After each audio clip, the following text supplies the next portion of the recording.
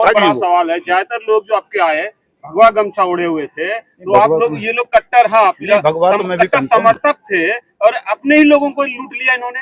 देखिए, विश्वासघात तो अपना ही करता है, दूसरा थोड़ा ही करता है। कोई दूसरे से तो आदमी सावधान रहता है, विश्वासघात तो अपना ही करेगा।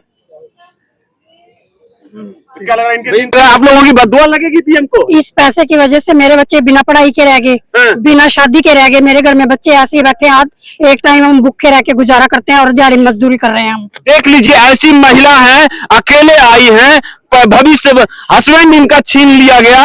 नरेंद्र मोदी जी, ये सीधा आपके ऊपर आरोप लगेगा, सीधा अमित शाह जी आपके ऊपर लगेगा, क्योंकि बिना आपके सहमति के 50 लाख, मैं नहीं कह रहा हूं, ये लोग कह रहे हैं कि 50 लाख निवेशक का पैसा डूब गया और सिर्फ इतने लोग 50 करोड़ लोगों का पैसा डूब गया और उसमें इतने जो लोग 20-25 हैं, कम से कम 50 करोड़ रुपया सिर्फ यहां से डूबा है, इतने लोगों से डूबा है। ये हाल है। क्या लग रहा है, बददुआ लग जाएगी प्रधानमंत्री? बददुआ तो लगेगी। जो आप लोग कह रहे हैं कि मोदी के बाद योगी को लाना चाहिए, योगी अभी फतेहपुर गए थे, एक भी किसी के एक भी पर्चा या ज्ञापन तक नहीं लिया, हम लोगों को नकार दिया, तो पैसा क्या दे? योगी डबल ठगों की सरकार बोलो, 2 ठग हैं हमारे यहाँ। सर एक बात है, इधर भी देखो, इधर अमित शाह के जो है मिली भगत के इतना बड़ा घोटाला हो सकता है। मिली भगत नहीं, मैं तो कह रहा हूँ किया ही उन्होंने है। अभी वो नई कोऑपरेटिव नीति लेके आया है, वो ठगों को प्रोटेक्शन ही देने के लिए तो लाया है। सहकारिता मंत्रालय अलग से बना दिया है। पहले कहाँ होता था हमारे देश में सहकारिता मंत्रालय? सहकारिता विभाग हुआ करता था कृषि मंत्रालय के अंतर्गत,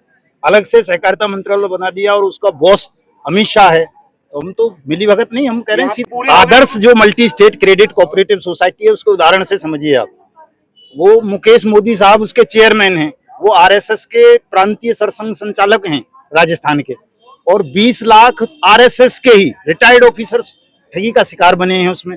स्वयं प्रधानमंत्री नरेंद्र मोदी उसका सिरोही में उद्घाटन करने गए थे, उस आदर्श क्रेडिट कोऑपरेटिव सोसाइटी को, जिस दिन बैंक में कन्वर्ट किया गया और जिस दिन उसका एटीएम लॉन्च हुआ।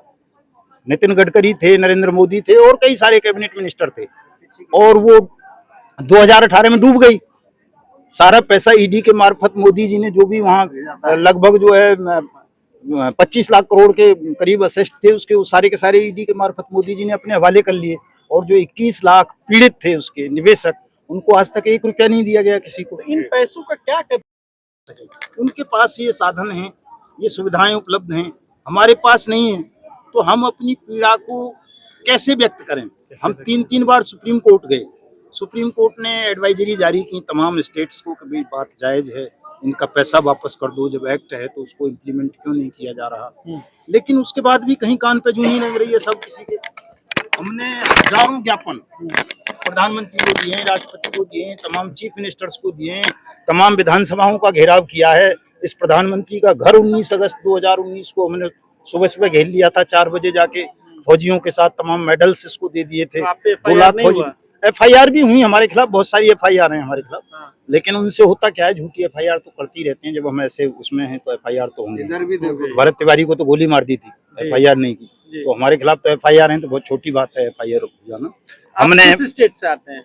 मैं अलीगढ़ से हूँ, उत्तर प्रदेश। आपके यहाँ डबल इंजन की सरकार है? डबल इंजन नहीं, डबल ठगों की सरकार बोलो, 2 ठग हैं हमारे यहाँ। सर एक बात है, इधर भी देखो, इधर अमित शाह के जो है मिली भगत के इतना बड़ा घोटाला हो सकता है। मिली भगत नहीं, मैं तो कह रहा हूँ किया ही उन्होंने है। अभी वो नई कोऑपरेटिव नीति लेके आया है, वो ठगों को प्रोटेक्शन ही देने के लिए तो लाया है। सहकारिता मंत्रालय अलग से बना दिया है। पहले कहाँ होता था हमारे देश में सहकारिता मंत्रालय? सहकारिता विभाग हुआ करता था कृषि मंत्रालय के अंतर्गत, अलग से सहकारिता मंत्रालय बना दिया और उसका बॉस अमित शाह है। तो हम तो मिली भगत नहीं, हम कह रहे हैं सीधे सीधे ठग हैं। सवाल है, ज्यादातर लोग जो आपके आए भगवा गमछा ओढ़े हुए थे, तो आप लोग ये लोग कट्टर, हाँ भगवा तो मैं भी समर्थक थे और अपने ही लोगों को लूट लिया इन्होंने। देखिए, विश्वासघात तो अपना ही करता है, दूसरा थोड़ा ही करता है। कोई दूसरे से तो आदमी सावधान रहता है, विश्वासघात तो अपना ही करेगा। क्या लग रहा है इनके आदर्श जो multi state credit cooperative society है, उसके उदाहरण से समझिए आप।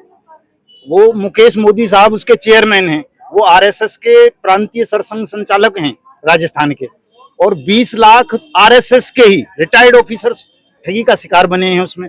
स्वयं प्रधानमंत्री नरेंद्र मोदी उसका सिरोही में उद्घाटन करने गए थे, उस आदर्श क्रेडिट कोऑपरेटिव सोसाइटी को, जिस दिन बैंक में कन्वर्ट किया गया और जिस दिन उसका एटीएम लॉन्च हुआ। नितिन गडकरी थे, नरेंद्र मोदी थे और कई सारे कैबिनेट मिनिस्टर थे, और वो 2018 में डूब गई। सारा पैसा ईडी के मार्फत मोदी जी ने जो भी वहाँ लगभग जो है 25 लाख करोड़ के करीब असेस्ट थे उसके, वो सारे के सारे ईडी के मार्फत मोदी जी ने अपने हवाले कर लिए। और जो 21 लाख पीड़ित थे उसके निवेशक, उनको आज तक 1 रुपया नहीं दिया गया किसी को। इन पैसों का क्या